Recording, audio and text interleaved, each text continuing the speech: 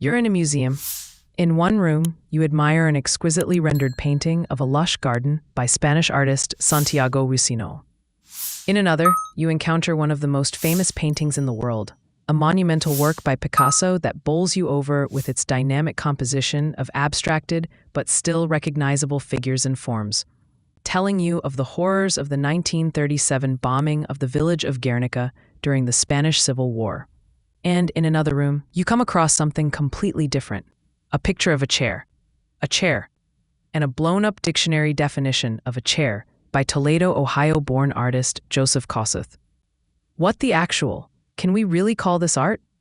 This thing that is entirely unlike those other things in the rooms before it, that exhibits no technical skill and transports you to nowhere but right where you are, in an empty feeling, slightly chilly gallery. How can this be art, and what am I supposed to do with it? This is the case for conceptual art. Kosuth made this work in New York in 1965. In the years leading up, the Equal Pay Act had been passed. President John F. Kennedy was assassinated. The Civil Rights Act was freshly signed into law, and the Vietnam War and protests against it were in full effect. The decade's identity as one of countercultural revolution was crystallizing, and the art of the time likewise reflected a widespread questioning of tradition. There was pop art, and minimalism, and happenings, and fluxus. Paintings, when they did happen, were coming off of the wall and invading your space. And there was also this thing that Kosuth was doing, which came to be called conceptual art. In 1967, artist Sol LeWitt explained it like this. In conceptual art, the idea or concept is the most important aspect of the work. It means that all the planning and decisions are made beforehand, and the execution is a perfunctory affair. The idea becomes the machine that makes the art. For LeWitt, this often meant creating specific instructions and diagrams for large-scale wall drawings that could be carried out by others. Even after LeWitt's death, a draftsperson, or many of them, can make the drawing happen, as long as the instructions and certificate of authenticity are on hand. The resulting works can be magnificent, but it's not the individual touch of the artist that makes them so.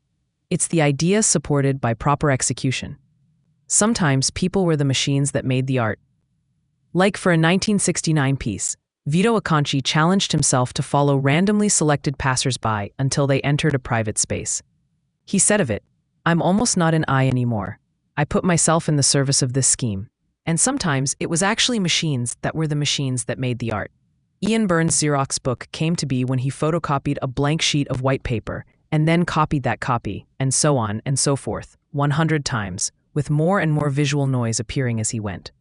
Documentation is often how we come to know about conceptual art, and that's okay, because the physical presence is secondary to the idea that brought it into being. You didn't have to be there to see Eleanor Anton parade 50 pairs of rubber boots on a trip around California and New York. She took photos and made postcards of them and mailed them to hundreds of artists and museums and libraries and friends. And when you see one of those postcards or hear about them in a YouTube video, your understanding isn't really distorted. Art critic and curator Lucy Lippard described what was happening at the time as a dematerialization. It wasn't often as literal as John Baldessari's cremation piece of 1969, in which he burned all of his paintings and had the ashes interred in a wall of the Jewish Museum. We're almost always involved. It's just that they were often ephemeral. Maps, diagrams, photos, books, or at least not the primary concern. Even molten lead became fleeting, as much as it can be, in the hands of Richard Serra, who in the late 60s focused on action and process over finished object. None of his original splash or cast pieces still exist. They were made for temporary shows and discarded after. Uniqueness wasn't important. He has since made new iterations following the same procedure. More characteristic of conceptual art is Douglas Hubler's Duration Piece No. 6, for which he made a rectangle of sawdust in a doorway and documented it every half hour for 6 hours. The sawdust was then cleared away, and what you see here is the final piece. Hubler said at the time, "The world is full of objects, more or less interesting. I do not wish to add any more. I prefer simply to state the existence of things in terms of time and/or place." Which brings us back to those chairs. Because what Kosuth is doing is pointing out the existence of things in time and place, taking it a few steps further than when Magritte reminded us that this painting of a pipe is not a pipe. Like, when we look at this painting of a chair, we know it's not a real chair. but we're probably not thinking about how it's a kind of sign we recognize as indicating a chair. Just as a dictionary definition is a verbal sign that points to something in the world, and a photograph is a visual sign that points to something that is or used to be in the world. Which of these three chairs do we perceive to be more chair than the other? Especially now that this real one is in a museum collection and will likely never be sat in again. If this putting regular stuff in a museum sounds familiar, it's because Duchamp, who made conceptual art way before it was cool or even had a name. In 1913, Marcel Duchamp attached a bicycle wheel to a wooden stool and called it a ready-made work of art. It was art because he said it was, and because he put it in a gallery.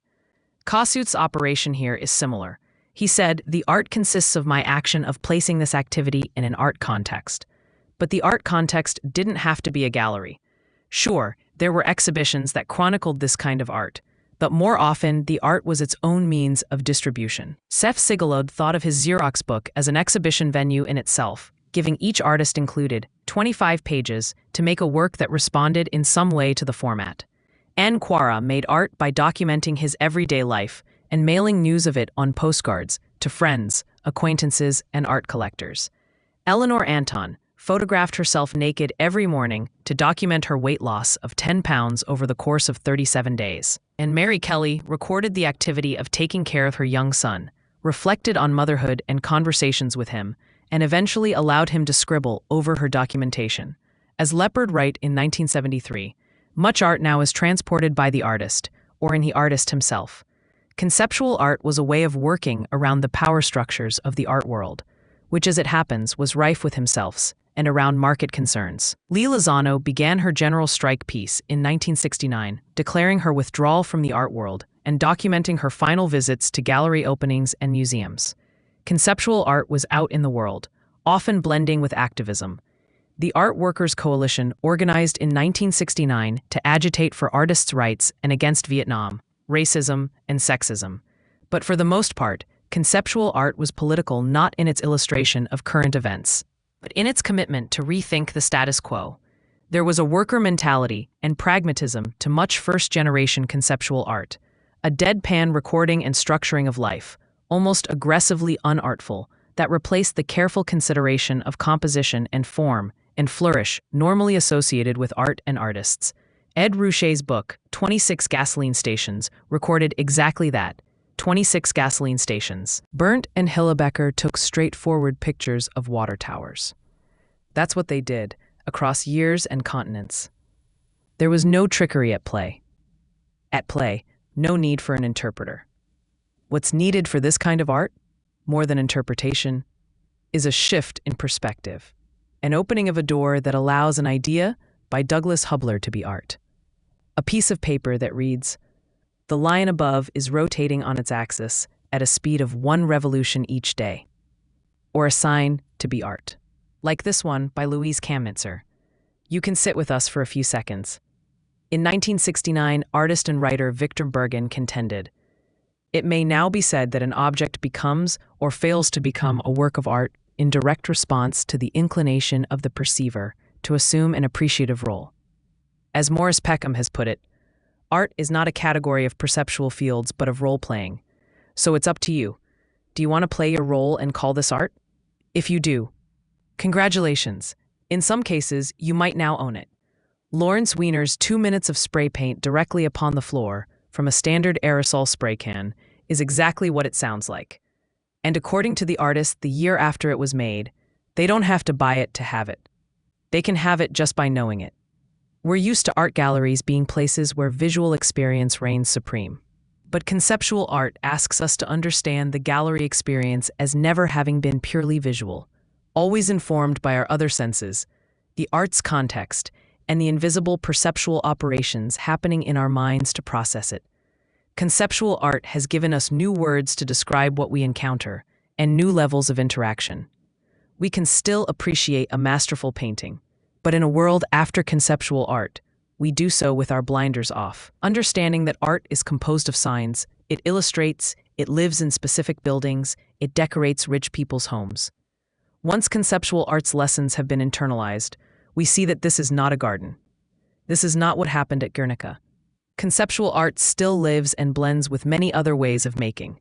But it's a slippery art, one that avoids living in just one spot, one that resists ownership and being turned into just another luxury good. Despite its utopian aims, conceptual art was and is still gobbled up by institutions and put on the auction block. But when it's good, it lives far outside of our art stores and places of art worship. And in this way, these ephemeral works are strangely more permanent, for they're never having much physicality to begin with. Marble crumbles, paintings fade, but ideas can last forever.